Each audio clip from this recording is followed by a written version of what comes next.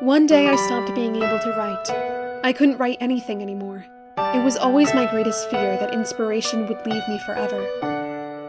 Walking through the empty city, streets singing, humming about her ocean eyes.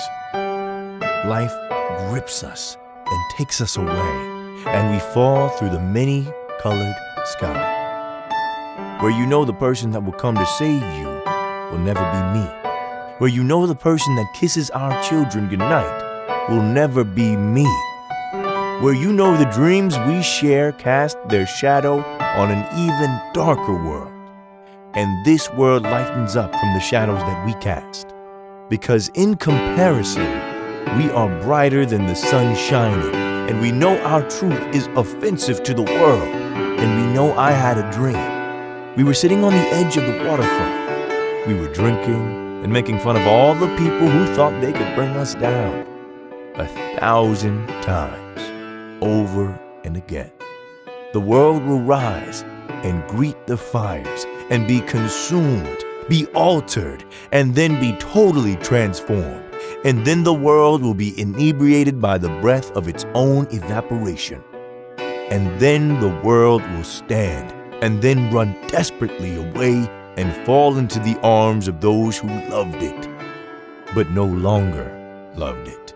Because the world had an identity crisis and didn't realize why it was here and didn't realize what it needed to do a way out of its own callous shell.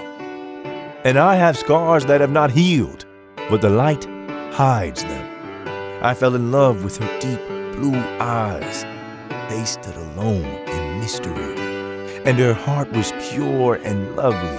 But because the world didn't understand it, it left her all alone. And as she waited for the world to reject her, Harmony wrote a powerful love letter to the world, saying no matter how drunk it became, or how many times it wanted to see other people, that she would always be a loyal lover.